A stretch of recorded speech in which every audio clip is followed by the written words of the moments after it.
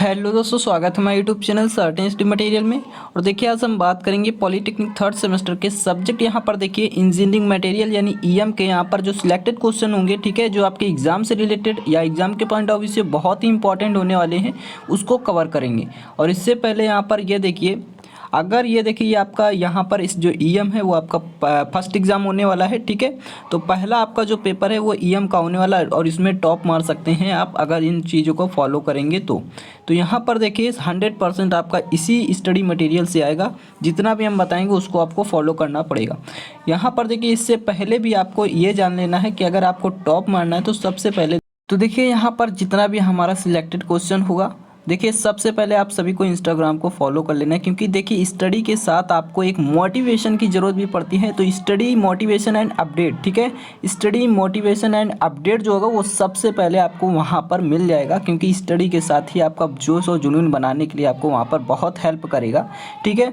क्योंकि एक आईएएस जो होता है, ठीक है, या कोई भी जो भी इंस्पायरेंस होते हैं, ठीक है, जो भी जितने भी एस्पायरेंट है, ठीक है, जितने भी स्टूडेंट हैं, तो उनको देखिए बहुत ही वहाँ पर आपको हेल्प मिलेगी। तो उसको ज़रूर आप लोग फॉलो कर लेंगे। वो आपको जो लिंक होगा ये आपको डिस्क्रिप्शन बॉक्स में प्रोवाइड कर दिया जाएगा। तो देखिए यहाँ पर सबसे पहले हम बात करते हैं कि कोई भी देखिए यहाँ पर आपका जितने भी प्रीवियस ईयर क्वेश्चन आपके बने थे, ठीक है, जो भी आपका एग्जाम में पूछा गया था उसको हम बात करेंगे। यहाँ पर जितने भी क्वेश्चन है उसको सॉल्व कराएंगे।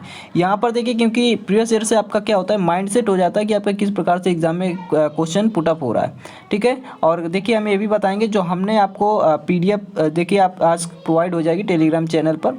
तो वो देखिए जो PDF हमने जो चैप्टर 7 कराया था, ठीक है, जो चैप्टर नंबर 7 था, जो कि हमने कल ही कराया था इसको। तो जो स्टूडेंट वीडियो नहीं देखे वहाँ पर जाकर देख सकते हैं। और इससे हम बताएंगे कि इस चैप्टर से आपका जो चैप्टर 7 है इससे किस प्रकार का प्रीवियस ईयर क्वेश्चन में पुटअप हुआ है एग्जाम में, ठीक है, और कितने नंबर का आया है ये भी हम आपको बताएंगे कि कितने मार्क्स का यहाँ पर पुटअप हुआ है। तो देखिए सबसे पहले अगर हम क्वेश्चन की बात करें तो मेटल के कोई दो मैकेनिकल प्रॉपर्टीज़ बताइए, निम्न गुणों को परिभाषित कीजिए, ठीक है। मतलब जो मेटल है उसकी मैकेनिकल प्रॉपर्टीज़ भी बतानी है, मैकेनिकल प्रॉपर्टीज़, और जो उसका देखिए जो प्रॉपर्टीज़ है उसको भी, मतलब जो ये प्रॉपर्टीज़ आपको यहाँ पर डिस्क्राइब करने को भी कह रहा है। सबसे पहले मेटल की कोई दो प्रॉपर्टीज़, तो देखिए यहाँ पर जो कोई मैकेनिकल, यहाँ पर देखिए इलेक्ट्रिकल प्रॉपर्टीज़ ब्रैकेट में दिया हुआ था, इलेक्ट्रिकल प्रॉपर्टीज़ की बात कर रहा है, तो आपको इलेक्ट्रिकल प्रॉपर्टीज़ ही यहाँ पर लिखनी है, ठीक है। अब यहाँ पर एक चीज़ देखिए, यहाँ पर ध्यान से देखिएगा, ये जितनी भी ये मैकेनिकल प्रॉपर्टीज़ हैं तो इनको डिस्क्राइब भी करने को कह रहा है। तो यहाँ पर डिस्क्राइब किस प्रकार से करेंगे, तो देखिए सबसे पहले हम जो इलेक्ट्रिकल प्रॉपर्टीज़ हैं उनको हम यहाँ पर समझेंगे। उसके बाद जस्ट आप मैकेनिकल प्रॉपर्टीज़ जो यहाँ पर डिस्क्राइब करने कह रहा है उसको हम देखेंगे, क्योंकि देखिए बहुत ही इंपॉर्टेंट क्वेश्चन है, 100% आपका यहीं से पूछा जाने वाला है। जितना भी है, जितना भी हम बता रहे हैं उसको आपको फॉलो करना होगा, और जो PDF होगा वो आपको टेलीग्राम चैनल पर पोस्ट कर दिया जाएगा, ठीक है। यहाँ पर देखिए वहाँ पर सेंड कर दिया जाएगा। यहाँ पर देखिए सबसे पहले बात आती है कंडक्टिविटी। कंडक्टिविटी क्या होती है, तो कंडक्टिविटी देखिए नॉर्मल इजी वे में अगर हम बात करें तो इजी वे में पदार्थ के इसी गुण के कारण, जो ये कंडक्टिविटी है, इसी गुण के कारण विद्युत का संचरण यानी ट्रांसफ़र होता है, ठीक है। जितना भी जैसे एक स्थान से दूसरे स्थान तक मतलब ट्रांसफ़र करना है तो इसी के कारण होता है। यह प्रतिरोधकता का व्युत्क्रम होता है, इसे सिग्मा से डिनोट करते हैं। सिग्मा बराबर 1/ρ होता है। रो क्या है, जहाँ पर रो जो है ये है देखिए रेजिस्टिविटी, क्या है, रेजिस्टिविटी यानी प्रतिरोधकता। तो यहाँ से अगर हम इसकी यूनिट की बात करें तो देखिए यूनिट क्या हो जाएगी, रेजिस्टिविटी जो होती है, ठीक है, उसकी क्या होती है ओम मीटर, या सेंटीमीटर में कन्वर्ट करें तो यहाँ पर ओम सेंटीमीटर हो जाएगा। और अगर हम बात करें कि सिग्मा की क्या यूनिट हो जाएगी, तो देखिए ये रेसिप्रोकल है इसका, तो ओम इनवर्स सेंटीमीटर इनवर्स ये इसकी यूनिट हो जाएगी। बाकी आपको लिखने की ज़रूरत नहीं है। अगर आप लिखना चाहते हैं थोड़ा सा नोट पॉइंट में तो इसको भी लिख सकते हैं। यह पदार्थ का गुण है जिसमें पदार्थों में विद्युत का देखिए विद्युत धारा जो है इसका प्रवाह आसानी से होता है। और देखिए इसके आधार पर, कंडक्टिविटी के आधार पर अगर हम बात करें तो ये 3 टाइप्स के, कोई पदार्थ जो होता है वो 3 टाइप्स का होता है, ठीक है। आप जानते होंगे चालक, अर्धचालक और कुचालक, ठीक है। और यहाँ पर देखिए आपको सबसे पहले अगर हम इसमें बात करें कि क्या क्या आप लिखेंगे, तो सिग्मा एग्जाम के पॉइंट ऑफ व्यू से तो आप इसको लिख देंगे यहाँ से यहाँ तक पूरा, और इसको यहाँ पर इसको भी लिख देंगे। जो फार्मूला ये इंपॉर्टेंट है, आप उसके बाद यूनिट लिख देंगे, बस काम खत्म। उसके बाद देखिए हम बात करते हैं 2 लिखना था तो एक दूसरा आप लिख सकते हैं रेजिस्टिविटी, क्योंकि 2 देखिए जो हमने यहाँ पर पुटअप किया है, जो लिखा है वो आप पढ़ भी चुके हैं, ठीक है। हाई स्कूल फिजिक्स में हाई स्कूल में आप पढ़ भी चुके होंगे, तो इसलिए यहाँ पर ये आप नॉर्मल है, ठीक है। और फर्स्ट सेमेस्टर में भी आप पढ़े होंगे। तो देखिए यह पदार्थ का वह विद्युतीय गुण है जो धारा प्रवाह यानी जो फ्लो ऑफ इलेक्ट्रिसिटी है इसका विरोध करता है, अपोजिशन करता है। इसे रो से डिफाइन करते हैं, ठीक है। हमने बताया था रेजिस्टिविटी इज कॉल्ड रो, ठीक है। तो इसको रिप्रेजेंट करते हैं, इसका जो फार्मूला होता है वो होता है RA/L। तो RA/L यहाँ से आप यूनिट भी निकाल सकते हैं। तो यूनिट कैलकुलेट जब आप करेंगे तो यहाँ पर देखिए क्या आ जाएगा, देखिए ओम सेंटीमीटर, या अगर मीटर में हम MKS पद्धति में अगर बात करें MKS सिस्टम में तो ओम मीटर, ठीक है। तो ये आपकी यूनिट हो जाती है। अब हम बात करते हैं जो उसमें डिस्क्राइब करने को कहा था। देखिए सबसे पहले आता है, यहाँ पर देख लीजिए, सबसे पहले अगर हम बात करें तो यहाँ पर था मशीनन योग्यता, दूसरा है मैलिबिलिटी यानी आघातवर्धता, ठीक है, या घातवर्धनीयता भी बोलते हैं इसे, और थर्ड है कठोरता यानी हार्डनेस। तो इनको भी डिफाइन करना है। तो इनको किस प्रकार से डिफाइन करेंगे ये बहुत ही इंपॉर्टेंट है, और आपको 100% एग्जाम में ये तो आप श्योर 100 में 110% इसको रखिए, ठीक है। 100 में इसको 110% इसको रखिए, इम्पॉर्टेंट है ये, ठीक है। हर बार ये क्वेश्चन पुटअप होता है और EM में और मॉस में दोनों में पूछा जाता है। तो देखिए सबसे पहले हम बात करते हैं मशीनन योग्यता यानी मशीनिंग क्या है। तो देखिए पदार्थ के इस गुण के कारण कटाई औजार जो कटिंग टूल्स होते हैं उनके द्वारा किसी भी पदार्थ को विभिन्न आकारों में देखिए परिवर्तित करने की सरलता प्रकट होती है। यानी कि ये एक ऐसा प्रॉपर्टीज़ है जो क्या करता है, किसी भी मटेरियल को कटिंग टूल्स के थ्रू यानी कटिंग वटिंग करके क्या करता है, उसको वेरियस मतलब शेप में कन्वर्ट करने का यहाँ पर काम करता है, ठीक है। तो सरलता प्रकट होती है, जाहिर सी बात है, ठीक है। तो ये हमारा होता है मशीनिंग। इसका PDF आपको टेलीग्राम चैनल पर प्रोवाइड है, जितनी भी मैकेनिकल प्रॉपर्टीज़ हैं तो आप जाकर देख सकते हैं, ठीक है। वहाँ से एक आपका क्वेश्चन बहुत बनेगा। यहाँ पर देखिए एग्जाम, यहाँ पर घातवर्धनीयता यानी हम बात करें मैलिबिलिटी। मैलिबिलिटी क्या होती है, तो पदार्थ का देखिए पदार्थ का वह गुण जिसके कारण पदार्थ को पीट कर बिना चटके उसे पतली चादर यानी कि थिन सीट के फॉर्म में बदला जा सके, वो पदार्थ की कुट्यता यानी देखिए एक मिनट, देखिए वो पदार्थ की क्या होती है, वो घातवर्धनीयता होती है, ठीक है। यानी कि यहाँ पर अगर हम बात करें तो देखिए ये हमारा कुट्यता कहलाती है, ठीक है। एग्जाम्पल की अगर हम बात करें तो फॉर एग्जाम्पल देखिए, एग्जाम्पल आप देख लीजिए, जैसे आपका AU हो गया, AL हो गया, माइल्ड स्टील हो गया, ये सारे क्या हैं, इसके एग्जाम्पल होते हैं, ठीक है। देखिए क्योंकि इनको जो होता है इनको हम क्या करते हैं, एक्सपेंड कर सकते हैं, ठीक है, बिना स्क्रैचेस के, जिसको चादर के फॉर्म में खींचा जा सके, वो हमारा कहलाता है मैलिबिलिटी। हार्डनेस की अगर हम बात करें तो हार्डनेस देखिए पदार्थ का वह गुण जिसके कारण पदार्थ रगड़ने यानी एब्रेजन, घिसे जाने और काटे जाने यानी कटिंग और स्क्रैचिंग का जो अपोजिशन करता है वो हमारा हार्डनेस कहलाता है। देखिए इसका जो विरोध करता है वही हमारा हार्डनेस कहलाता है। अब हार्डनेस की अगर हम बात करें किसके द्वारा मेजरमेंट करते हैं, तो वीकर्स कठोरता परीक्षण हो गया यानी वीकर्स टेस्टिंग हो गई, और आपका ब्रीनेल हो गया, ठीक है। और आपका इसी प्रकार से तीन तरह से इसको मेजरमेंट कर सकते हैं, ठीक है। देखिए बाकी उसको आपको लिखने की ज़रूरत नहीं है, बस आप इतना ही लिखेंगे। यहाँ पर देखिए अगर हम बात करें तो यहाँ पर देखिए सेकंड जो क्वेश्चन बनता है वो है गन मेटल एवं पीतल की यहाँ पर रासायनिक कंपोजिशन, यानी कि आपको रासायनिक संगठन, यानी कि हमने बताया था कि कंपोजिशन कल के जो लेक्चर था उसमें हमने कंपोजिशन बहुत बताए थे, तो उसी प्रकार से यहाँ पर भी कंपोजिशन पूछा जा रहा है। और देखिए कंपोजिशन बताने के बाद भी यहाँ पर कुछ और भी डिस्क्राइब करना है कि कार्बन इस्पात एवं इलाय इस्पात के बीच डिफरेंस भी कैलकुलेट करना है, ठीक है। तो देखिए सबसे पहले हम बात करते हैं गन मेटल की। तो इसमें कॉपर होता है, ठीक है, और टिन होता है और जिंक होता है। कॉपर जो होता है वो 84 से 89% होता है, या आप 85 से 90% भी कहीं कहीं आपको मिलेगा, तो कोई दिक्कत नहीं है, आप जो भी लिख दे कोई दिक्कत नहीं है। उसके बाद देखिए 5 से 15% आपका क्या होता है, यहाँ पर टिन होता है, और 2 से 5% जिंक होता है। अब देखिए हम बात करते हैं कि पीतल, आखिर पीतल में क्या कंपोजिशन है। तो देखिए इसमें जो होता है मुख्य तांबा यानी कॉपर होता है, क्योंकि ये देखिए ये कॉपर और जिंक का ही एक मिक्सचर होता है, ठीक है। बट यहाँ पर कॉपर जो होता है इसकी जो मात्रा होती है वो बहुत अधिक होती है, ठीक है। तो यहाँ पर इसके ज़्यादा लिया जाता है। तो इसमें मुख्य तांबा यानी कॉपर होता है। इसमें जस्ता मिश्र धातु यानी एलाइन के फॉर्म में मतलब इसको मिलाया जाता है, जैसा कि हमने बताया कॉपर और जिंक। तो इसमें ये जो है ये बहुत कम मात्रा में होता है, इसलिए ये इसको कहा जाता है एलॉइंग एलिमेंट है, मतलब इसको एलॉय के रूप में मिलाया जाता है। इसकी जो मात्रा होती है वो 10 से 50% तक होती है या हो सकती है। अब हम बात करते हैं डिफरेंस। तो डिफरेंस की अगर हम बात करें कि देखिए डिफरेंस क्या क्या होता है carbon steel and alloy steel में, ये आपका क्वेश्चन बन जाएगा एग्जाम में। तो देखिए कार्बन इस्पात व एलॉय इस्पात में मुख्य अंतर यह है कि कार्बन इस्पात जो होता है वो कार्बन और लोहे का एक मिक्सचर होता है, ठीक है। मतलब इसके अतिरिक्त क्या होगा कि आपका कोई भी जो अदर एलिमेंट है वो इसमें मिक्स नहीं हो सकता है। मतलब देखिए यहाँ पर क्या है कार्बन, यहाँ पर देखिए कार्बन और लोहे के अतिरिक्त यानी कार्बन और Fe यानी सी और Fe के अतिरिक्त कोई भी जो एलिमेंट होगा वो इसमें नहीं होते हैं।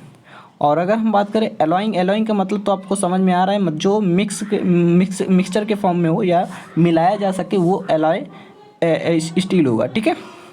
तो यहाँ पर देखिए आप लिख दें कार्बन और लोहे के अतिरिक्त और भी कोई जो एलिमेंट मिलाए जा सकते हैं वो होता है एलॉय इस्पात, ठीक है, एलॉय स्टील।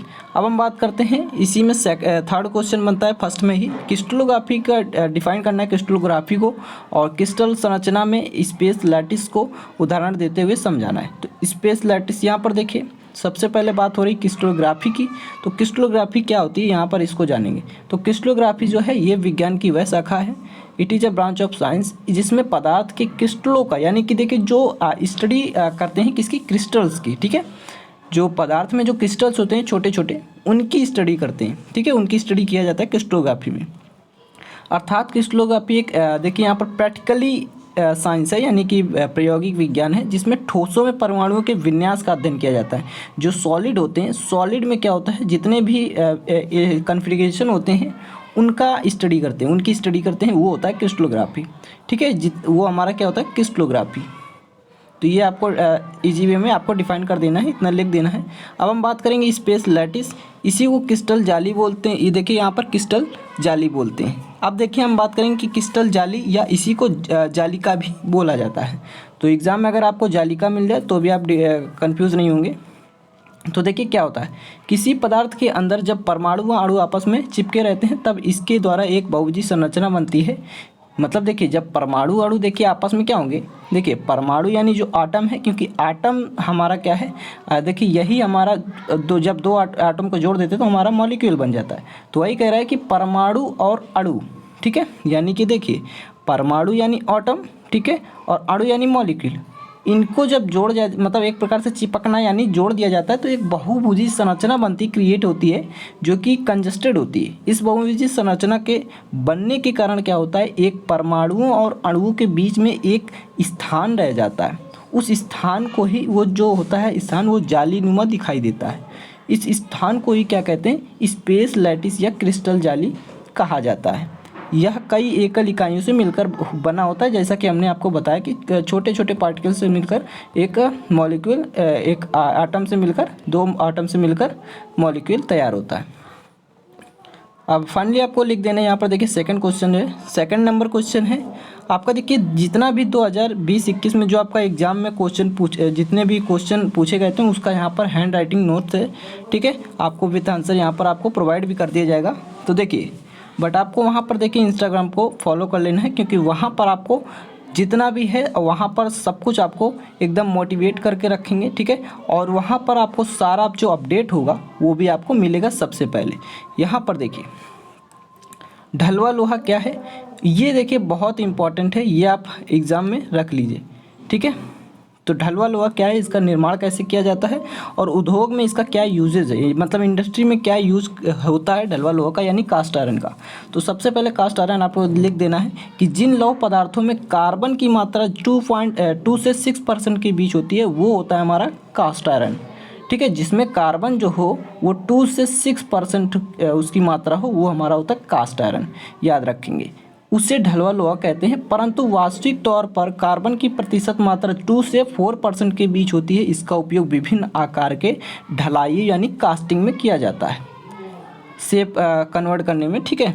यहाँ पर देखिए अगर हम बात करें प्रोडक्शन ऑफ कास्ट आयरन यानी किस प्रकार से कास्ट आयरन का उत्पादन करते हैं, तो देखिए ढलवा लोहे के उत्पादन का प्रवाह आरेख देख लीजिए, ये जो फ्लो डायग्राम होता है इसको हम बताएंगे। तो देखिए यहाँ पर flow diagram for production of cast iron. तो कास्ट आयरन का प्रोडक्शन की हम बात करें तो सबसे पहले जब आप क्या करेंगे, पिग आयरन को, क्योंकि पिग आयरन हमारा इम्प्योरिटीज़ आयरन है, मतलब इम्प्योर फॉर्म ऑफ आयरन है, ठीक है, इसमें अशुद्धियाँ मिली होती हैं। तो पिग आयरन लेंगे और पिग आयरन से हम देखिए क्या करेंगे, पिग आयरन में हम क्या करेंगे, कोक या कोल इसमें मिक्स कर देंगे, उसके बाद इसी में लाइम स्टोन मिक्स करेंगे, तो फाइनली हम इसको क्यूपोला फर्नेस जो होगा उसमें हम रख देंगे, ठीक है। इसका मिक्सचर जो होगा इन तीनों का, जैसे इन तीनों का मिक्सचर हम क्यूपोला फर्नेस में रखेंगे तो यहाँ से हम एक एयर ब्लास्ट देंगे यानी वायु का झोंका देंगे, जिससे क्या होगा कि जो हमारा स्लैग होगा वो हमारा सरफेस पर मतलब जो स्लैग होगा वो निकल जाएगा, ठीक है, सरफेस पर होगा, उसको हम कोप की हेल्प से निकाल लेंगे। कोप शेप का एक होता है, ठीक है, उससे हम निकाल लेंगे। उसके बाद ये हमारा कास्ट आयरन दे देगा। यानी हम बात करें इसमें, ये कई बार एग्जाम में, एक कंपटीशन एग्जाम में पूछा जाता है, कॉम्पिटिटिव एग्जाम में, कि जो हमारा कास्ट आयरन है उसके लिए कौन सा फर्नेस यूज होता है, तो आपको याद रखना है क्यूपोला फर्नेस। अभी देखिए आपको एक और फर्नेस मिलेगा बहुत इंपॉर्टेंट, ठीक है, तो इसलिए आपको याद रखना है। इसके यूजेज की बात करें इंडस्ट्रियल एरिया में, तो इसका यूजेज कहाँ करते हैं, तो देखिए किसमें, पहला यूज जो इसका है, इसके ढलाई प्रक्रिया द्वारा बनाई जाने वाली जो सामग्री है वो बनाई जाती है, जितनी भी कास्टिंग होती है वो इसी के थ्रू होती है। इससे स्तंभ, ब्रैकेट या मशीनों के जो बेस होते हैं और गाड़ियों के पहिए व बड़े बड़े पाइप जो होते हैं इसको बनाने में किए जाते हैं, ठीक है। अब हम बात करते हैं इसी का सेकंड क्वेश्चन है, तो सेकंड क्वेश्चन है इसी का, देखिए क्या यहाँ पर देखिए सेकंड क्वेश्चन है कि निम्न एवं उच्च संवेदनशील तापक्रम से आप क्या समझते हैं, और जब किसी धातु का ऊष्मा उपचार यानी हीट ट्रीटमेंट किया जाता है तो क्या होता है, और इसको समझाना है, डिस्क्राइब करना है, ठीक है। तो यहाँ पर देखिए इसका मतलब है कि जो क्रिटिकल टेम्परेचर है, क्योंकि निम्न और उच्च संवेदनशील यहाँ पर टेम्परेचर कहा जा रहा है, तो इसका मतलब है क्रिटिकल टेम्परेचर के अंतर्गत ये आएगा, ठीक है। तो देखिए किसी पदार्थ का वह अधिकतम तापमान जिस पर क्या हो उसकी, देखिए यहाँ पर अधिकतम तापमान जिस पर कोई, मतलब जिस पर उसकी जो द्रव अवस्था है, जो लिक्विड स्टेट है के बने रहने की संभावना प्रकट होती, वो हमारा होता है क्रिटिकल टेम्परेचर, ठीक है। ये आपको लिख देना है क्योंकि इसको भी लिखना पड़ेगा, इसी के अंतर्गत ये आता है, तो आपको इसको भी डिफाइन करना पड़ेगा। अब हम बात करते हैं जो पूछा गया है, low critical temperature and high या अपर क्रिटिकल टेम्परेचर। तो देखिए किसी पदार्थ का वह तापमान जिस पर उसकी आंतरिक संरचना, जो इंटरनल स्ट्रक्चर होगा, एक ही अवस्था, यानी कि आपका जैसे लिक्विड में है तो लिक्विड में और मतलब एक प्रकार से एक ही स्टेट में बनी रहे, ठीक है, तो वो होता है low critical temperature. Upper critical temperature की अगर हम बात करें तो देखिए उच्च क्रांतिक तापमान वह तापमान होता है जिस पर पदार्थ गैस अवस्था में बदलने लगे, मतलब गैसीय फॉर्म में जब वो कन्वर्ट हो तो समझ जाएंगे कि हाई टेम्परेचर उसका हो गया, ठीक है, यानी high temperature, high critical temperature वो कहलाने लगेगा। अब हम बात करते हैं किसी धातु का जो ऊष्मा उपचार जब किया जाएगा तो उस पर किस प्रकार का इफेक्ट पड़ेगा। तो सबसे पहले धातु की मशीनों योग्यता उसकी सुधर जाएगी, धातु के यांत्रिक गुण यानी जो मैकेनिकल प्रॉपर्टीज है वो भी उसमें भी इम्प्लीमेंट आ जाएगा, सुधर जाएगी। धातु में उत्पन्न आंतरिक प्रतिबल जो इंटरनल स्ट्रेस होते हैं वो भी फिनिश हो जाते हैं, समाप्त हो जाते हैं। धातु के जो कणों का आकार वो भी बदल जाएगा, क्योंकि जब आप टेम्परेचर चेंजमेंट करेंगे तो वो शेप चेंजमेंट होता रहता है। धातु के रासायनिक गुणों में परिवर्तन हो जाता है। अब जैसे आप प्लास्टिक ही है तो आप टेम्परेचर जब कोई गर्म करेंगे उसको, टेम्परेचर चेंजमेंट करेंगे तो उसमें श्रिंकेज होता है या एक्सपेंड होता है, वो आप टेम्परेचर पर डिपेंड करता है, ठीक है। देखिए कितना सिकुड़ता है। अब देखिए बात करते हैं इसी का थर्ड पॉइंट है। थर्ड पॉइंट क्या है, थर्ड यहाँ पर देखिए कि इस्पात की कठोरण योग्यता को समझाइए। अनीलिंग प्रोसेस जो है इसको भी समझाना है, ये इम्पॉर्टेंट है। अनीलिंग प्रोसेस बहुत इंपॉर्टेंट, ये क्वेश्चन ही इम्पॉर्टेंट है। तो देखिए इसको समझाना है तथा इसके उद्देश्य को भी डिफाइन करना है, तो उद्देश्य भी लिखना है। तो सबसे पहले कठोरण योग्यता की बात आ रही है, ठीक है। तो कठोरण योग्यता क्या होती है इसको भी देखना है। तो देखिए कठोरण एक महत्वपूर्ण संक्रिया है। कठोरण से स्टील में कठोरता आती है, ये भी याद रखेंगे, क्योंकि देखिए स्टील जो हमारा क्या है वो कार्बन और Fe, ठीक है, यानी आयरन का ही एक मिक्सचर होता है।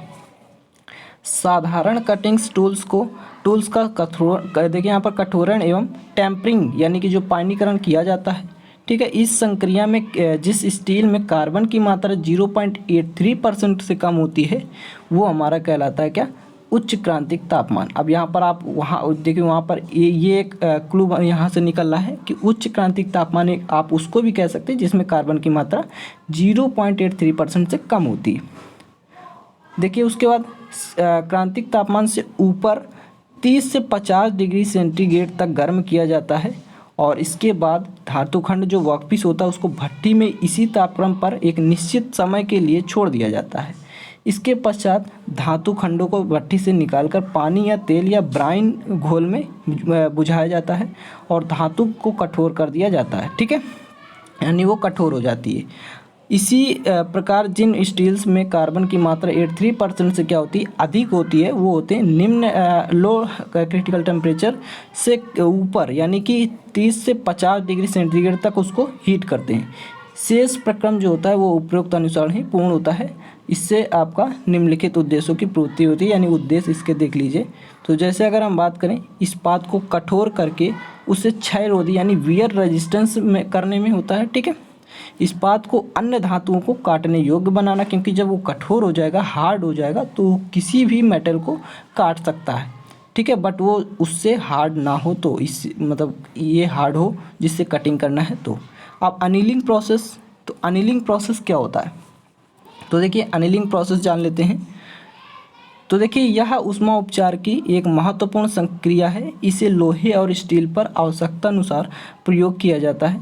शीत रूपण और कास्टिंग्स तथा वेल्डिंग के पश्चात धातु खंडों में असमान कूलिंग के कारण आंतरिक प्रतिबल उत्पन्न हो जाते हैं। अतः धातु खंडों को प्रयोग में लाने से पूर्व आंतरिक जो प्रतिबल, देखिए जो आंतरिक प्रतिबल होते हैं उनको समाप्त करना आवश्यक होता है। तो देखिए इनको समाप्त करने के लिए होता क्या है कि उनको देखिए समाप्त करना होता है और धातु जो होते हैं वो मृदु हो जाते हैं, तो मशीनिंग करने में आसानी होती है, इसलिए उसका एनिलिंग करते हैं।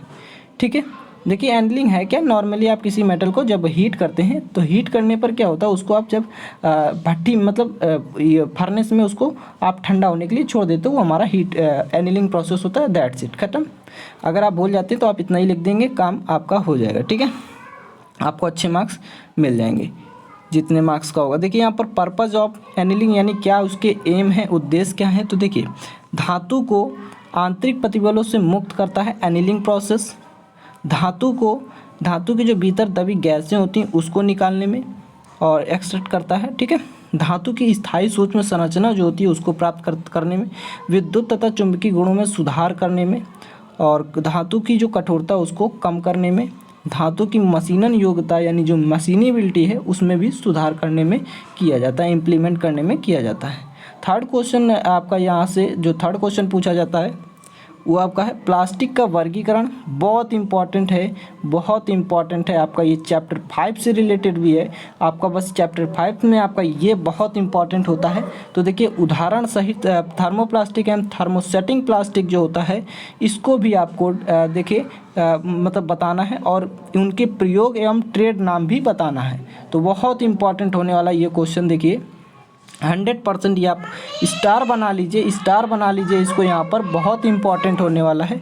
तो देखिए ये कार्बन के बहुलक होते हैं, अतः इन्हें क्या होता है, देखिए मुख्य रूप से दो वर्गों में डिफाइन किया गया है, मतलब यहाँ पर डिवाइड किया गया है।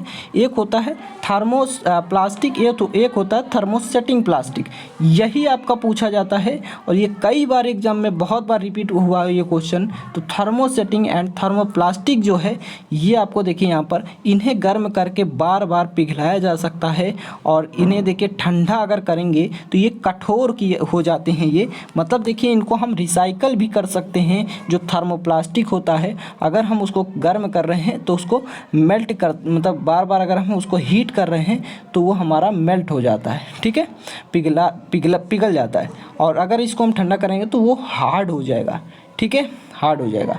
अब देखिए हम बात करते हैं जो थर्मो सेटिंग है, ये क्या होता है, ये एक बार सेट मतलब अगर सेट हो जा रहा है तो एवं कठोर होने के बाद ये इन्हें दोबारा से पिघलाया नहीं जा सकता है। ठीक है, मतलब एक बार हम किसी भी अगर थर्मो सेटिंग मटेरियल है उसको हम जब क्या करेंगे, हीट करेंगे, तो वो जब सिकुड़ जाएगा, श्रिंकेज हो जाएगा, ठीक, तो या पिघल जाएगा, तो उसको दोबारा हम उसी फॉर्म में नहीं ला सकते।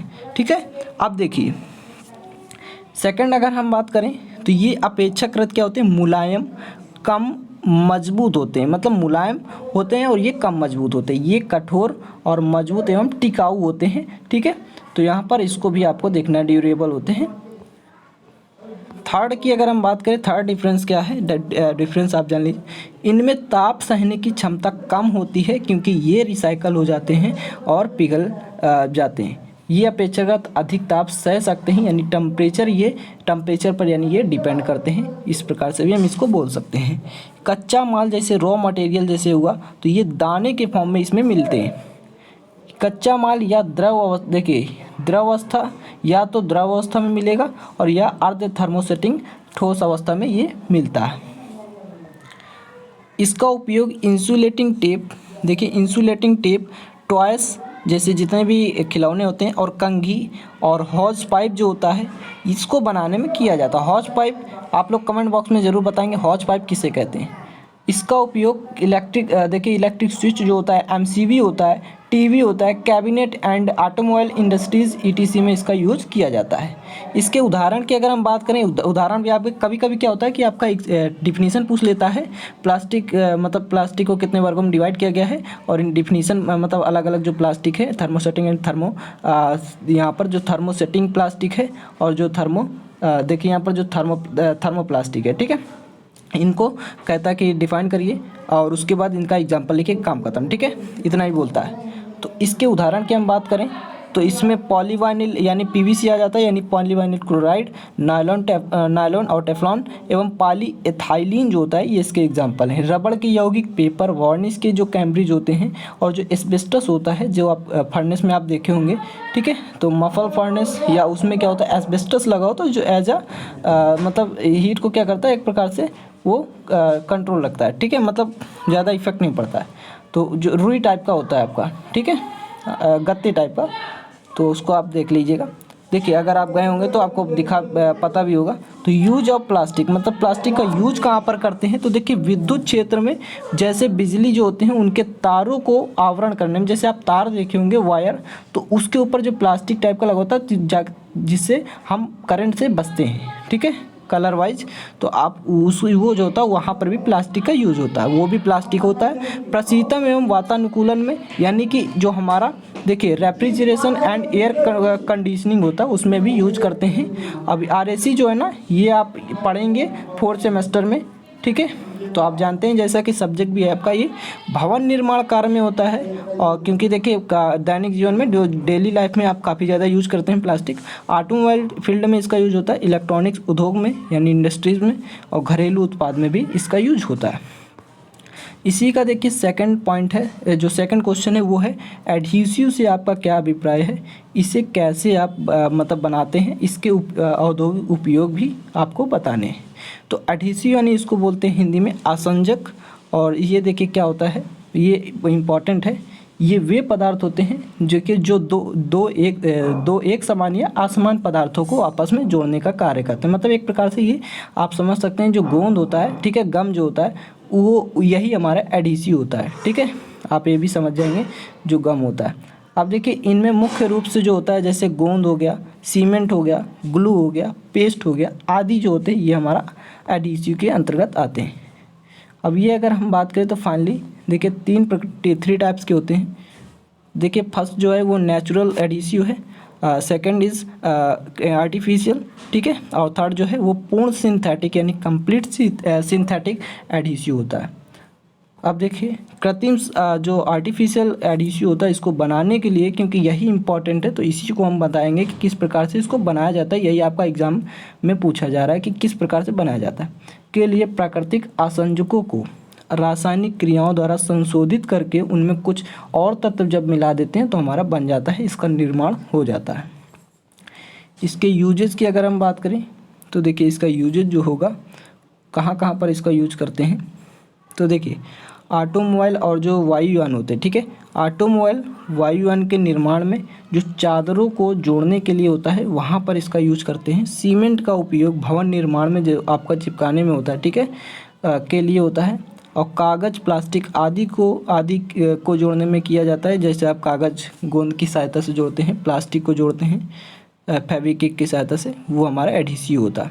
बुक बाइंडिंग कार्य में, जूते चप्पल के निर्माण में, फर्नीचर उद्योग में और मेडिकल एवं डेंटल कार्यों में भी इसका यूज किया जाता है। अब देखिए तीसरे का जो लास्ट क्वेश्चन जो है आपका, देखिए यहाँ पर लास्ट क्वेश्चन है, विभिन्न दशाओं की विरूपण की जो यंत्रावली है उसको समझाना है कि कौन कौन सी विरूपण यानी डिफॉर्मेशन है उसको समझाना है, और एग्जाम्पल भी आपको यहाँ पर देना है। ठीक है, तो देखिए विरूपण क्या होती है कि जब हम क्या करते हैं, कोई भी मतलब किसी भी मटेरियल या किसी भी बॉडी पर जब शेप एंड साइज क्या होता है, चेंज हो जाता है, तो वही हमारा डिफॉर्मेशन है। जब कुछ भी बल लगाते हैं तो किसी भी पिंड पर बल लगाने पर पिंड में आने वाले जो परिवर्तन होता है इसी को विरूपण कहते हैं। That's it. ठीक है, अब देखिए ये वैसे अगर हम देखें तो ये 2 टाइप्स के होते हैं। कौन कौन से? एक होता है इलास्टिक विरूपण, एक होता है प्लास्टिक यानी स्थायी विरूपण। जो प्लास्टिक विरूपण होता है इसमें एक बार अगर ये क्योंकि परमानेंट डिफॉर्मेशन होता है तो इसमें मतलब ये उसी शेप में बाद में नहीं आ सकता है। प्रत्यास्थ विरूपण क्या होता है? देखिए प्रत्यास्थ विरूपण जो होता है, पिंड पर आने वाला विरूपण वह विरूपण होता है जो बल हटा, मतलब किसी भी बॉडी पर, मान लीजिए ये कोई बॉडी है, आपने इस पर क्या किया, फोर्स लगाया। अब फोर्स लगाने पर क्या होगा, आप फोर्स लगाएंगे तो वो क्या हो जाएगी, मान लीजिए एक बार बेंड हो गई। ठीक है, अब मान लीजिए आप बेंड हुई या मतलब मान लीजिए कोई सरिया है तो वो बेंड हुई, ये सरिया तो नहीं, मान लीजिए आपका कोई और भी अदर मटेरियल हो गया तो वो बेंड हुई। तो जब जैसे ये बल आप रिमूव करेंगे तो ये बल जैसे ही हटा लेंगे तो ये हमारा फिर से उसी शेप में आ जाएगा जो पहले वाले शेप था। ठीक है, तो वो हमारा होता है इलास्टिक डिफॉर्मेशन। यानी अगर हम इसके एग्जांपल की बात करें तो जैसे आपका स्प्रिंग हो गया, स्प्रिंग को आप जब एक्सपेंड करते हैं, खींचते हैं तो वो क्या होती है, पहले शेप उसका चेंज हो जाता है बट बाद में वो क्या होता है उसी शेप में फिर रिगेन कर लेता है, अगर आप वहाँ पर उस फोर्स हटा लेते हैं यानी छोड़ देते हैं तो देखिए अब हम बात करेंगे, इसको आप देख लीजिए, यहाँ पर वही चीज़ लिखा हुआ है कि आने वाला वह विरूपण जो बल हटा लेने पर समाप्त हो जाता है, अर्थात अपनी प्रारंभिक अवस्था में पहुँच जाता है, वो हमारा होता है। ठीक है, अब रबड़ भी आप इसी भी एग्जाम्पल में लिख सकते हैं, रबड़ ये भी इसका एग्जाम्पल है। अब प्रत्यास्थ विरूपण क्या होता है, मतलब मान लीजिए सेम वही चीज़ था, कंडीशन कि कोई बॉडी है, ठीक है, इस पर फोर्स लगा रहे हैं तो वो क्या होगा, वो बेंड हो जाएगा। बेंड होने के बाद जब हम फोर्स रिमूव करेंगे तो भी वो जो बॉडी है ये रिगेन शेप नहीं में कन्वर्ट नहीं होगा। ठीक है, जो शेप चेंज हुआ उसी शेप में ये बना रहेगा। दैट्स इट, ये हमारा हो गया प्लास्टिक विरूपण। ये देखिए ये जो है ये परमानेंट डिफॉर्मेशन होता है और जो इलास्टिक होता है वो हमारा टेम्परेरी डिफॉर्मेशन होता है। याद रखेंगे, जो इलास्टिक होता है, इलास्टिसिटी या इलास्टिक डिफॉर्मेशन, वो हमारा टेम्परेरी डिफॉर्मेशन होता है। ठीक है, तो पिंड पर आने वाला वह विरूपण जो बल हटा लेने पर भी समाप्त नहीं होता है वो अप्रत्यास्थ विरूपण कहलाता है। जैसे आपका गीली मिट्टी में होने वाला विरूपण जो होता है वो अप्रत्यास्थ होता है। पिंड पर देखिए यहाँ पर लगाने वाले जो बल की जो प्रकृति होगी उसके आधार पर निम्न टाइप के विरूपण होते हैं। जैसे आपका जो अगर हम बात करें तो टेंसाइल पोजिशन में जैसे हो गया, तो पिंड पर तनाव बल लगाने के कारण उसमें होने वाला जो परिवर्तन होता है वो तनाव विरूपण या कह सकते हैं या स्थिति कह सकते हैं। एग्जाम्पल, बिजली के तारों पर जो खिंचाव के कारण उत्पन्न होने वाला जो डिफॉर्मेशन होता है वो टेंसाइल डिफॉर्मेशन होता है। संपीड़न यानी कंप्रेसिव डिफॉर्मेशन क्या होता है, पिंड पर जो संपीड़न बल लगाने के कारण क्या होता है उसमें होने वाला जो डिफॉर्मेशन होता है, चेंजमेंट होता है, वही हमारा कंप्रेसिव डिफॉर्मेशन कहलाता है। किसी पदार्थ का दबकर टूटना वो हमारा कंप्रेशन डिफॉर्मेशन के अंतर्गत आता है। टॉर्सन डिफॉर्मेशन या इसी को मरोड़ की स्थिति बोलते हैं। तो किसी पिंड पर बल देखिए बल मतलब लगने वाले मरोड़ बलों के आधार पर उसमें होने वाला जो डिफॉर्मेशन होता है वो हमारा मरोड़ डिफॉर्मेशन होता है। जैसे सॉफ्ट का विरूपण, ठीक है, जो भी सॉफ्ट होता है। अब देखिए यहाँ पर हम बात करेंगे, क्वेश्चन नंबर है 4 और क्वेश्चन नंबर 4 आपका इम्पॉर्टेंट क्वेश्चन है ये भी, क्वेश्चन नंबर 4। तो देखिए क्वेश्चन नंबर 4 की अगर हम बात करें तो इसमें कहा जा रहा है कि जस्ता जो जिंक होता है उसको क्या करना है, यहाँ पर उसकी प्रॉपर्टीज़ बतानी है, यूज़ बताना है और इसके जो एलॉय हैं, क्या क्या एलॉय यहाँ पर यूज होता है और इसके इस्तेमाल आपको बताने हैं। ठीक है, मतलब जो एलॉय का जो यूज है ये तो सिर्फ जिंक का यूज है, एक एलॉय जो इसको हमें जो मिलाएंगे उसका यूज। ठीक है, ये कहा जा रहा है। तो देखिए जिंक जो है यहाँ पर इसके निम्न गुण हैं, जैसे आपका ये नीलापन लिए हुए एक सफ़ेद धातु, क्या है ये एक वाइट मेटल है।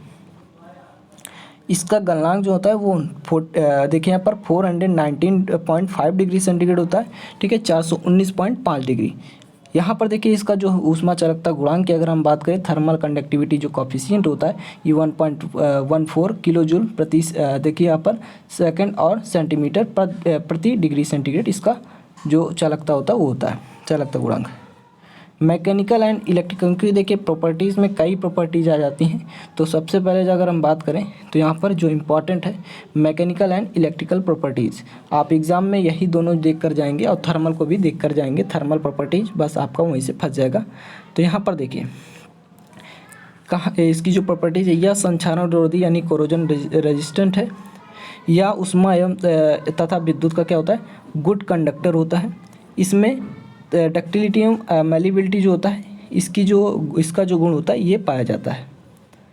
जिंक की अगर हम बात करें यूज की, तो देखिए इसका यूज कहाँ कहाँ पर करते हैं, तो देखिए धातुओं को संक्षारण से बचाने के लिए गैल्वेनाइजेशन में इसका यूज किया जाता है। मतलब कोई भी अगर आप कोई मेटल है उसको में क्या होता है जंग लग जाता है जनरली, ठीक है, अगर आप इन्वायरमेंट में उसको छोड़ देते हैं तो इन्वायरमेंट और जो रिएक्शन होती है केमिकल उसके द्वारा वो उसका क्षरण यानी डिके होने लगता है। तो वो क्या होता है उसको जब बचाना है तो उस पर क्या करें जिंक की लेयर कर दें या उस पर इलेक्ट्रोप्लेटिंग कर दें, तो वहाँ पर वो हमारा बचा रहता है मेटल, ठीक है।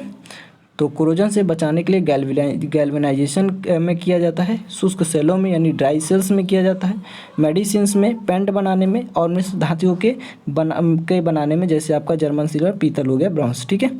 और यहाँ पर देखिए डाई कास्टिंग में भी इसका यूज किया जाता है। इसके अब जो एलॉय हैं उसके यूज की हम बात कर लें, क्या एलॉय है इसके यूज।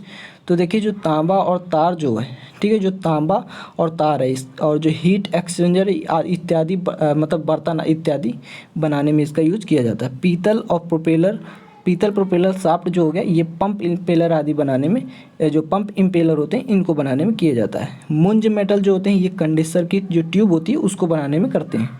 ये सभी अलॉय हैं, ठीक है, याद रखेंगे। अब हम बात करते हैं इसी का सेकंड नंबर क्वेश्चन है फोर्थ का, पदार्थों के विनाशी एवं अविनाशी परीक्षण में अंतर लिखना है और किसी एक विनाशी परीक्षण को समझाना भी है। तो ये बहुत इंपॉर्टेंट है, ये आप इसको भी स्टार बना दीजिए, बहुत इंपॉर्टेंट, ये आपके एग्जाम में पूछा जाएगा। तो देखिए विनाशी परीक्षण आपको यहाँ पर डिफरेंस बताना है, तो हम सिर्फ ओनली यहाँ पर टाइम वेस्ट नहीं करेंगे, आपको डिस्क्राइब नहीं करेंगे कि यहाँ पर आप इसी से समझ जाएंगे कि विनाशी एवं अविनाशी परीक्षण क्या होते हैं, डिस्ट्रक्टिव एंड नॉन डिस्ट्रक्टिव। तो देखिए जो डिस्ट्रक्टिव होता है इसमें क्या होता है, इसमें पदार्थों के गुणों को ज्ञात किया जाता है, यानी जो पदार्थ की जो प्रॉपर्टीज हैं उसको हम फाइंड कर सकते हैं।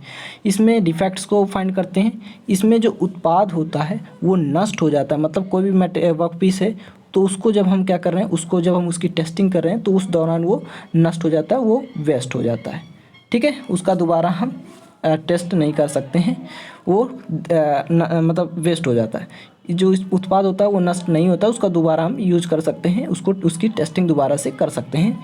तो देखिए उसके बाद विशेष प्रकार की जो मशीनों की आवश्यकता होती है इसमें विशेष प्रकार की मशीनों की आवश्यकता नहीं होती, यानी इसमें जाहिर सी बात है कि कम लागत लगेगा। जब मशीनें ही ख़राब नहीं होंगी, जब मेटल ही हमारा वर्कपीस ही ख़राब नहीं होगा तो इसमें कम लागत लगेगी।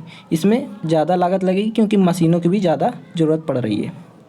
कुशल कारीगरों की आवश्यकता होगी क्योंकि मशीन चलाना है, तो इसमें कुशल कारीगरों की आवश्यकता कम होती है या ना के बराबर होती है, ठीक है। इसके उदाहरण की बात करें तो टेंसाइल टेस्टिंग हो गई, डाइप्लेपन जो टेस्टिंग होती है ये इसके उदाहरण है। अब देखिए किसी एक विनाशी परीक्षण के लिए अगर हम बात करें तो देखिए जो हीट ट्रीटमेंट है इसका सरल व साधारण प्रक्रम है। इसका जो उपयोग होता है वो निम्न एवं मध्यम कार्बन स्टील जो होता है वह इसको जो एलॉय स्टील है इसके रेशो को सुधारने, आंतरिक प्रतिबलों को समाप्त करने या कम करने तथा कुछ भौतिक गुण जो होते हैं उनको समाप्त करने में मतलब प्राप्त करने में किया जाता है। जो नॉर्मलाइजेशन है इसके अंतर्गत स्टील को उसके ऊपरी क्रांतिक परिसर से 40 से 50 डिग्री सेंटीग्रेड तक उसको क्या करते हैं, अधिक टेम्परेचर पर गर्म करके तथा इस तापमान पर क्या करते हैं, एक निश्चित निर्धारित समय तक उसको रोककर कमरे के ताप तक लाते हैं। ठीक है, फिर वायु में ठंडा किया जाता है। ये आपका ख़त्म हो गया। ठीक है, अब इसकी अगर हम मतलब पर्पज़ की बात करें, जिस प्रकार से हमने एनीलिंग का हमने जो पर्पज़ देखा था यानी उद्देश्य देखा था, तो इसके भी उद्देश्य देखते हैं। तो देखिए, रेशों के साइज में सुधार करने में और जो मशीनिबिलिटी इसको बढ़ाने में, इस जो स्टील की जो सामर्थ्य होती है, जो पावर है उसको बढ़ाने में, ठीक है, जो पावर है, इंटरनल स्ट्रेस को रिमूव करने में, वेल्डन जो जोड़ होते हैं द्वारा उनके द्वारा जो बनी संरचना होती है उसके गुणों में सुधार करने में। ठीक है, कुछ विशेष प्रकार के जो मैकेनिकल एंड इलेक्ट्रिकल प्रॉपर्टीज़ होती हैं उनको भी कम करने में या प्राप्त करने में किया जाता है। जो नेक्स्ट क्वेश्चन देखिए है, नेक्स्ट क्वेश्चन क्या है, 5 नंबर क्वेश्चन है, किन्हीं 4 पर संक्षिप्त टिप्पणी लिखनी है। सबसे पहले आपको लिखना है टूटने की यंत्रावली, और इसको ही बोलते हैं असफल विन्यास। जब टूटने की यंत्रावली होगी तो जाहिर सी बात है वो फेलर कॉन्फ़िगरेशन या विन्यास होता है। तो जब किसी पदार्थ पर भार लगाया जाता है तो उसमें विरूपण आ जाता है, ये तो आप जानते हैं। ठीक है, यदि हम भार को बढ़ाते चले जाएं तो पदार्थ में क्या होता है, क्रमशः प्रत्यास्थ और अप्रत्यास्थ विरूपण और पराभवीकरण होने के बाद अंत में पदार्थ क्या होता है, क्रैक हो जाता है। ठीक है, टूट जाता है। इस प्रक्रिया को ही क्या कहते हैं, असफल विन्यास कहते हैं। भार के लगने के आधार पर असफल विन्यास निम्न प्रकार के होते हैं। तो हमने बताया, देखिए उसमें कोई भी मेटल है तो उस पर हम क्या करेंगे, जब हम कोई फोर्स लगाएंगे तो जब फोर्स लगाएं तो उसमें डिफॉर्मेशन होगा, और उसी फोर्स को अगर हम बढ़ा कर लगाएं, जैसे मान लीजिए 1 लोग लगा रहे थे तो 2 लोग लगाएं फोर्स मिलकर, तो वो क्या होगा, उसमें इलास्टिक या प्लास्टिक डिफॉर्मेशन जो आएगा वही हमारा मतलब फेलर जो विन्यास होगा वो कहलाता है।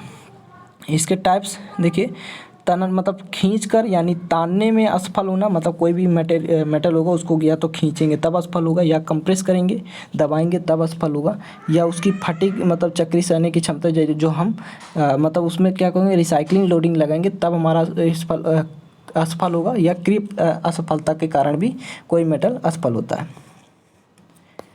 अब देखिए, प्लेन कार्बन स्टील जो है इसके गुण बताना है। सेकंड में आपको ये डिस्क्राइब करना है प्लेन कार्बन स्टील जो है उसको, उसकी जो प्रॉपर्टीज़ हैं उसको बताना है। तो प्लेन कार्बन स्टील के निम्न गुण हैं, जैसे आप देखिए इसमें कार्बन की जो मात्रा होती है वो 0.4% तक इसमें कार्बन की मात्रा पाई जाती है, यानी कि जो कार्बन की मात्रा होती है वो 0.4% तक होती है। ठीक है, इसका जो गलनांक होता है वो 1400 डिग्री सेंटीग्रेड के लगभग होता है, और यह तन्य कुट एवं प्रघात सहन करने में समर्थ होता है।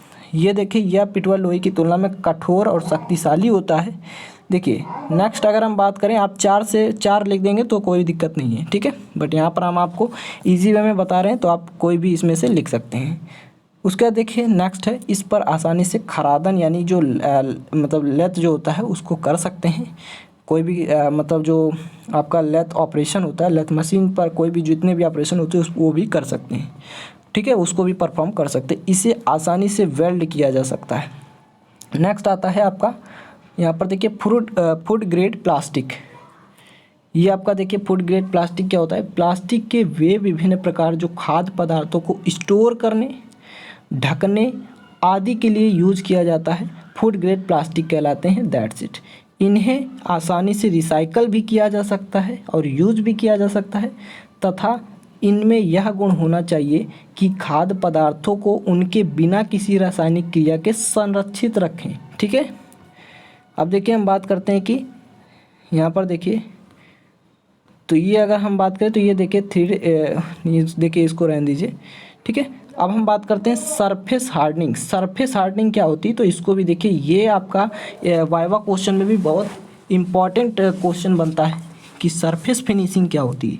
तो देखिए, निम्न कार्बन स्टील को अधिक कठोर और सामर्थ्यवान बनाने के लिए सतह या पृष्ठ कठोरीकरण किया जाता है। ठीक है, मतलब देखिए कोई भी मान लीजिए लो कार्बन स्टील है तो उसको हम जब क्या करेंगे, इसको जब हमको हार्ड करना है, ठीक है, और इसको जब हार्ड होगी तो जाहिर सी बात है ये पावरफुल होगी। ठीक है, तो इसकी तब हम इसको क्या करेंगे, इसकी सरफेस फिनिशिंग करेंगे। सरफेस फिनिशिंग का मतलब क्या है, जैसे आपका जो रेल होती है, ठीक है, जो ट्रेन होती है, तो वो क्या होती है, पटरी पर चलती है, ठीक है, और जो पटरी है तो वो क्या होती है, मैग्नीज स्टील या अदर आपको एलॉइंग से बना होता है। और यहाँ पर देखिए उसकी, क्योंकि देखिए आपको पूरे की तो ज़रूरत नहीं है कि मतलब उसको हार्ड रखें, बट उसकी जिस पर जो रेल की व्हील जो है, वो जिस पर वो चल रही है, जिस सरफेस पर चल रही है, जो आयरन है, उसकी जो सरफेस है उसको जब हम मतलब उसकी सरफेस को हम हार्ड कर दें तो हमारा कोई भी प्रॉब्लम नहीं आएगी। तो इसलिए क्योंकि सरफेस पर ही चल रही है तो उसी से हमारी प्रॉब्लम आनी है, तो उसी को हम क्या करते हैं, हार्ड कर देते हैं, तो हमारा कोई प्रॉब्लम नहीं आती। ठीक है, तो ये हमारा कहलाता है सरफेस फिनिशिंग। क्योंकि निम्न कार्बन स्टील को किसी दूसरी विधि द्वारा सरफेस फिनिशिंग नहीं किया जा सकता है, तो इसको आप याद रखेंगे, इम्पॉर्टेंट फैक्ट है। इस विधि में देखिए क्या होता है, स्टील में अन्य तत्व जैसे कार्बन हुआ, नाइट्रोजन हुआ, इसका विसरण यानी डिफ्यूज़न किया जाता है, जिसमें देखिए क्या होता है कि इस्पात की जो सतह होती है वो कठोर हो जाती है, जिससे इस्पात के अंदर का भाग जो होता है वो मृदु ही बना रहता है। अब सतह फिनिशिंग देखिए सतह हार्डनिंग के लिए निम्न प्रक्रियाओं यानी जो प्रोसेस है उसका यूज किया जाता है। जैसे आप देख सकते हैं कि कार्बोरीकरण हो गया, ठीक है, ये आपका एक भी एग्जाम में पूछा जा सकता है। नाइट्राइडिंग हो गया यानी कि जो आपका नाइट्रोजनीकरण हो गया, साइनाइडिंग हो गया, ठीक है, ये सारे इसके प्रोसेस हैं। अब हम बात करते हैं नेक्स्ट, डिस्क्राइब करना है आपको उष्मा सह ईंट। ठीक है, तो उष्मा सह ईंट क्या होती हैं, इसको भी आप जान लीजिए। तो साधारण ईंटें 200 फ़ारेनहाइट तक क्या होती हैं, तापक्रम पर सहन कर सकते हैं, मतलब ताप सहन कर सकते हैं। अतः यदि और अधिक हमको तापमान इसका ईंटों का मतलब ईंटों पर क्या होता है, तापमान पर ईंटों का उपयोग में लाना है, ठीक है, तो वे साधारण मिट्टी की बजाय क्या करेंगे, अग्निशह मृत्तिका की बनाई जाती हैं, ताकि उसको टेम्परेचर को और ज़्यादा वो, अगर हम कोई भी मतलब टेम्परेचर और ज़्यादा इम्प्लीमेंट कर रहे हैं, बढ़ा रहे हैं, तो उसको भी सहन कर सकें, तथा इन्हें अग्निशह ईंट कहा जाता है। इन ईंटों को मुख्य 3 वर्गों में डिवाइड किया गया है। पहला अम्लीय, दूसरा क्षारीय और तीसरा उदासीन। ठीक है, अब नेक्स्ट आता है आपका स्मार्ट पदार्थ। तो स्मार्ट पदार्थ देखिए क्या होते हैं, ये आपका एग्ज़ाम में इसको भी रख लीजिए, बहुत पूछा जाएगा, पूछा जाता है एग्ज़ाम में। तो यही हमने देखिए बताया भी था आपको, ये आपका इम्पॉर्टेंट है। ठीक है, यही आपका बताया गया था कि कल के जो वीडियो लेक्चर में था, जो स्मार्ट पदार्थ होता है ये क्या होता है, रिफ्रैक्टिव पदार्थ क्या होता है, ये भी आपको उसी से रिलेटेड है। ठीक है, बट यहाँ पर स्मार्ट पदार्थ जो है वो दूसरे चैप्टर से भी रिलेटेड है, वहाँ पर भी कई बार देखिए मिलता है। प्रकृति में उपलब्ध विलक्षणकारी वे पदार्थ जो सेंस तथा प्रोसेस कर सकते हैं, वो हमारा बुद्धिमान पदार्थ, जैसे आपका वो क्या होता है, बुद्धिमान पदार्थ या स्मार्ट मटेरियल या स्मार्ट पदार्थ कहलाते हैं। बुद्धिमान पदार्थ अगर एग्जाम में मिल जाता है तो आप घबराएंगे नहीं, ठीक है, वो स्मार्ट मटेरियल ही होता है, उसको स्मार्ट पदार्थ ही कहते हैं। ये पदार्थ किसी क्रिया पर अनुभव कर सकते हैं, मतलब एक्सपीरियंस लेवल के ये होते हैं, और ये जीवित की भांति अनुक्रिया करते हैं। ठीक है, एडवांस होते हैं ये। देखिए स्मार्ट मटेरियल के 3 मुख्य कंपोनेंट होते हैं, कौन कौन से, तो सेंसर्स हो गया, प्रोसेसर्स और एक्चुएटर्स हो गया। ठीक है, अब हम बात करते हैं, देखिए ये विभिन्न प्रकार के मतलब होते हैं, जैसे आपका पीजो इलेक्ट्रिक सेरेमिक्स हो गया, विस्को इलास्टिक पदार्थ हो गया, इलेक्ट्रो सेरोलॉजिकल तरल हो गया, और आकृति स्मृति एलॉय हो गया। ये सभी इसके टाइप्स के अंतर्गत आते हैं। तो फाइनली ये आपका होता है ख़त्म। ठीक है, तो अगर आपको देखिए ये वीडियो पसंद आई तो लाइक करें, और देखिए जितने भी हमारे स्टूडेंट हैं, ठीक है, जितने भी जिनका एग्ज़ाम लगा हुआ है उनको देखिए बहुत ही ज़रूरी है कि इंस्टाग्राम को फॉलो करना, क्योंकि आप वहाँ पर जाएंगे, ठीक है, तो वो आपके एजुकेशनल पर्पज़ के लिए फाइनली वो बनाया गया है, वो अकाउंट क्रिएट किया गया है, तो वहाँ पर आप सभी फॉलो कर लेंगे वहाँ पर। ठीक है, तो इसका जो PDF होगा वो आपको टेलीग्राम चैनल पर प्रोवाइड कर दिया जाएगा। और देखिए अपडेट, जितनी भी लेटेस्ट अपडेट होंगी या कुछ भी होगा वो आपको इंस्टाग्राम पर ही प्रोवाइड किया जाएगा। ठीक है, तो उससे सबसे पहले आप लोग क्या करेंगे, ज्वाइन कर लेंगे। तो इसका जो लिंक होगा वो आपको डिस्क्रिप्शन बॉक्स में प्रोवाइड कर दिया जाएगा। तो अगर आप लोग को कोई भी डाउट है एग्ज़ाम से रिलेटेड तो आप लोग कमेंट बॉक्स में पूछ भी सकते हैं। ठीक है, कमेंट कर सकते हैं, तो उसका भी आप लोग को रिप्लाई मिलेगा। ठीक है, अगर आप लोग को देखिए कमेंट मतलब कोई भी डाउट है तो वो आप लोग ज़रूर बताइए, ठीक है, कमेंट बॉक्स में, तो आपको रिप्लाई भी मिल जाएगा। तो अगर आप लोग को वीडियो पसंद है तो लाइक करें, शेयर करें, सब्सक्राइब करें। Thanks for watching this video. मिलेंगे नेक्स्ट वीडियो में।